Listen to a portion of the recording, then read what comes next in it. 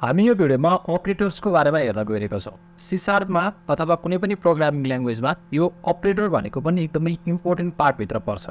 जस्तो अब अपरेटर्सहरू पहिला कति प्रकारको छ त्यो कुरालाई हेरौँ। अपरेटर्सहरू अब मैले जस्तै फर्स्टमा लेख्छु,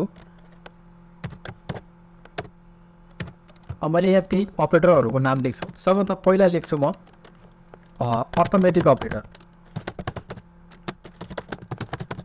अपरेटर, लजिकल अपरेटर, त्यसै गरी असाइनमेन्ट अपरेटर, त्यसै गरी कम्पेरिजन अपरेटर।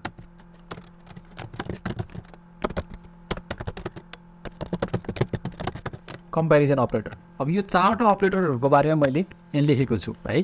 अब सिम्पल मैले सबभन्दा पहिले कुरा के गर्छु भने अर्थमेटिक अपरेटर भनेको कस्तो भने हामीले म्याथमेटिक्समा सिम्पल जसरी प्लस माइनस होइन, प्लस माइनस होइन, मल्टिप्लिकेसन, त्यसै गरी डिभिजन, यो जुन प्रयोग गर्छौँ यो चारवटा स्पेसली अपरेटरहरू, यसलाई नै भन्ने हो अर्थमेटिक अपरेटर। अब तपाईँलाई 2 + 2 कति हुन्छ? 4 हुन्छ होइन। भने जस्तै गरी कुनै दुईवटा प्लसको काम के हो मैले भनिरहनु पर्दैन, माइनसको काम के हो, मल्टिप्लिकेसनको काम के हो, डिभाइडको काम के हो, यो चारवटा अपरेटरको बारेमा लाई जुन अपरेसन गर्छौँ चारवटा अपरेटरहरू यो युज गरेर यसलाई हामी अर्थमेटिक अपरेटर भन्छौँ। अब अर्को हुन्छ लजिकल अपरेटर। जस्तो लजिकल अपरेटर भनेको चाहिँ कस्तो भन्दाखेरि एउटा भनेको लजिकल एन्ड हुन्छ,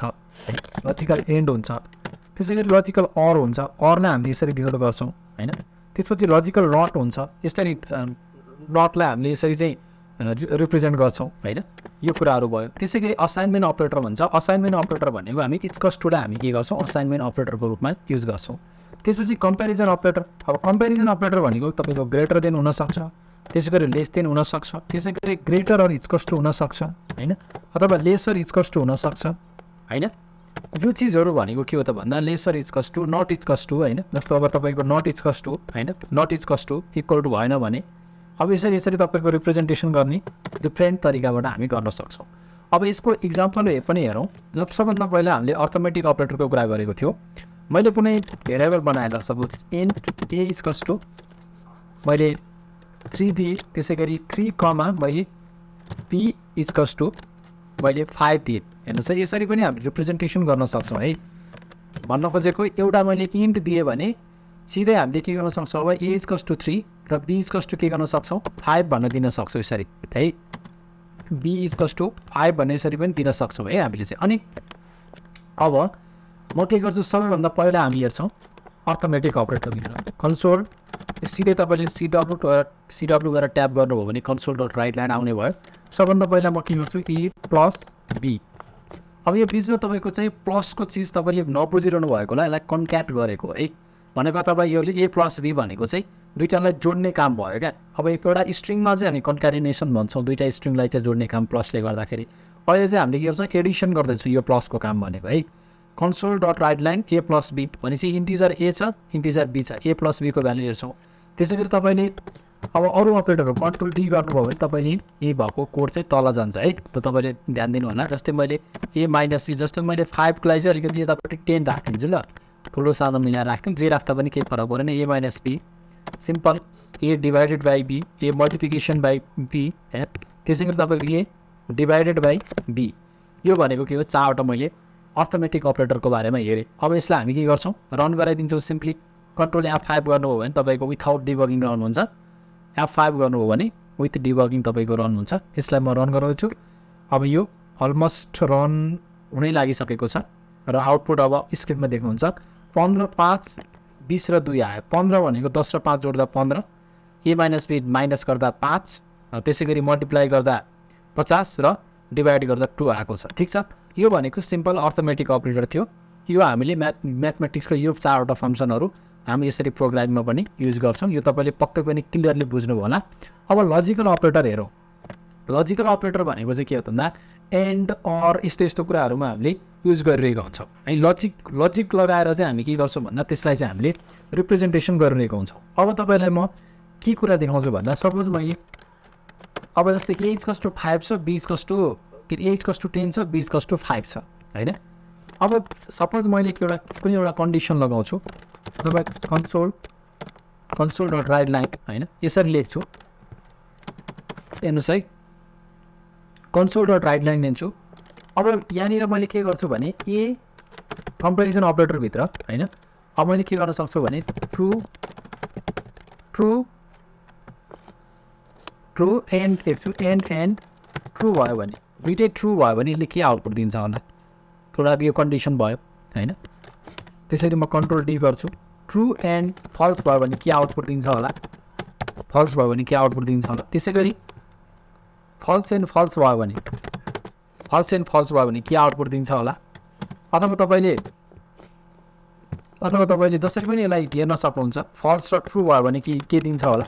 अनि यसरी तपाईँले के गर्न सक्नुहुन्छ 4वटा यो ट्रु फल्सहरू तपाईँले चेक गर्न सक्नुभयो है। यसले के गर्छ एउटा लजिकल एन्ड भन्न भन्छ। यसको आउटपुट ट्रु र ट्रु भयो भने के हुन्छ दुइटै मिल्नु पऱ्यो क्या यता पनि ट्रु भयो भने मात्रै आउटपुट ट्रु आउँछ। यो ट्रु र यो फल्स भयो भने के हुन्छ यसले आउटपुट जहिले पनि फल्स दिन्छ। त्यसै गरी फल्स एन्ड फल्स दुइटै फल्स भयो भने यसले आउटपुट फल्स दिन्छ र फल्स र ट्रु भयो भने नि यसले आउटपुट फल्स दिन्छ। अब यसै गरी हामीले के गर्छौँ भने अर्को केसमा यसै गरी हामीले के गर्छौँ भन्दा अर्को केसमा हेर्छौँ अर्को केसमा होइन। जस्तै अब यहाँ मैले एन्डको ठाउँमा के गर्छु अर राखिदिन्छु। अर भनेको हामीले यसरी राख्छौँ है। यसरी फल्स एन्ड ट्रु यसरी यो छ भने पहिला सुरुमा ट्रु एन्ड ट्रु भयो भने के हुन्छ होइन। त्यसै गरी तपाईँले ट्रु एन्ड फल्स भयो भने के हुन्छ अर्को केसमा। त्यसै गरी तपाईँले अब यतापट्टि तपाईँले फल्स एन्ड फल्स भयो भने के फल्स एन्ड ट्रु भयो भने के हुन्छ होइन। फल्स र ट्रु भयो भने के हुन्छ। त्यसै गरी तपाईँले अर्को फल्स र फल्स भयो भने के हुन्छ यो चिजको बारेमा तपाईँले हेर्नु पऱ्यो। अब यसलाई हामीले के गर्छौँ लजिकल एन्ड र लजिकल अरको हामीले अपरेटरको बारेमा हेऱ्यौँ। अब यसलाई रन गराएर हेरौँ है। रन गराउँदाखेरि तपाईँले यहाँ देख्न सक्नुहुन्छ माथिको 4वटा पहिला हेर्नु होला ट्रु फल्स आइरहेको छ नि। भन्नु खोजेको ट्रु र ट्रु भयो भने ट्रु रिटर्न भइरहेको छ ट्रु र फल्स भयो भने फल्स र फल्स भयो भने फल्स यसरी माथि रिटर्न भइरहेको छ भने अर्को केसमा के छ दुईटामध्ये कुनै एउटा ट्रु भयो भने यसले ट्रु रिजल्ट दिन्छ दुईटै फल्स भयो भने मात्रै यसले फल्स रिजल्ट दिन्छ। यो तपाईँलाई अलरेडी थाहा भएको कुरा हो। यसलाई हामीले के गर्छौँ लजिकल अपरेटरको रूपमा हामी लिन्छौँ। त्यसै गरी अर्को हाम्रो थर्डमा अपरेटर छ असाइनमेन्ट अपरेटर। अब यो मैले यो पार्टलाई तपाईँले हेरिसक्नु भएको छ सो अहिले यत्तिकै छोडिदिन्छु म। अहिले लास्टमा म उतापट्टि पेस्ट गरेर राख्छु है। त्यसपछि असाइनमेन्ट अपरेटर भनेको मैले इन्ट ए=, जुन मैले 5 लेखेको थिएँ नि ए=5 लेखेको थिएँ। अब म के गर्छु भन्दाखेरि ए=5 छ ए भन्ने त अलरेडी छ मेरो त्यसैले म सी भन्ने भेरिएबल बनाएँ है। सी=5 छ र मैले के गरेँ भने इन्ट डी= मैले सी गरिदिएँ हेर्नुहोस् र मैले CW लेखेँ। अब असाइनमेन्ट अपरेटर भनेको यही हो क्या। जस्तै मैले सीको भ्यालु 5 असाइन गरेको थिएँ एट फर्स्ट। त्यसपछि मैले के गरेँ सीमा लगेर मैले 5 राखेको थिएँ। अब त्यो 5लाई मैले फेरि अर्को भेरिएबल बनाएँ डी र त्यो भ्यालुलाई डीमा लगेर राखेँ। अझै पनि म असाइन गर्न सक्छु अर्को ई बनाएर फेरि डीको भ्यालु लगेर राख्न सक्छु। तर मैले एउटा इक्जाम्पलको लागि सिम्पल इक्जाम्पलै देखाइसकेँ। यो बुझ्नु भयो होला। असाइनमेन्ट अपरेटर के हो भ्यालु असाइन गर्ने काम हो। यसको मिनिङ बुझ्नु पर्यो जहिले पनि। यो 5 भनेको सीमा असाइन गरेको सीको भ्यालु जुन छ त्यो भनेको डीमा असाइन गरेको भन्नेको मतलब राखेको हो। यसलाई मैले रन गराएँ भने अब डीको भ्यालु कति हुने भयो 5 र आउटपुट आउने भयो। तपाईँ लास्टमा हेर्न सक्नुहुन्छ माथिको अहिले छोडिदिनुहोस्।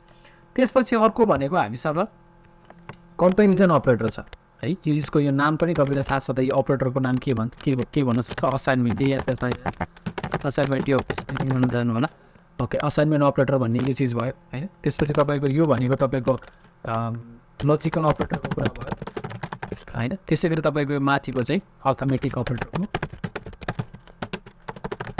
अपरेटरको कुरा भयो। अब त्यसपछि हामी कुरा गर्छौँ next one is the comparison अपरेटरको कुरा गर्छौँ। अब सिम्पल तपाईँले के बुझ्नु पऱ्यो भने अहिले हामीले इफ इल्स स्टेटमेन्टहरू पढेको छैन त्यस कारणले गर्दा म तपाईँलाई अपरेटरको बारेमा बुझाउँदाखेरि सिम्पल तरिकाले हाउ डज इट वर्क्स भन्ने कुराबाट मात्र देखाउन खोजिरहेको छु। पछि हामी इफ इल्स स्टेटमेन्टहरू पढिसकेपछि त्यसको बारेमा फर्दर डिस्कसन गर्छौँ। जस्तै अब कम्पेरिजन अपरेटर भनेको मैले कन्सोल डट राइट लाइन लेखेँ र दुईवटा नम्बर जस्तै तपाईँको एउटा हामीले ग्रेटर देनको कुरा गरेको थियो लेस देनको कुरा गरेको थियो। मैले जस्तै 10=5 होइन। अब यसले के रिटर्न गर्छ कन्सोल डट राइट लाइन 10=5 भनेर मैले भनेँ है। अब मैले रन गराएर हेर्छु है त 10=5 भन्ने लास्टमा ट्रु आइरहेको छ।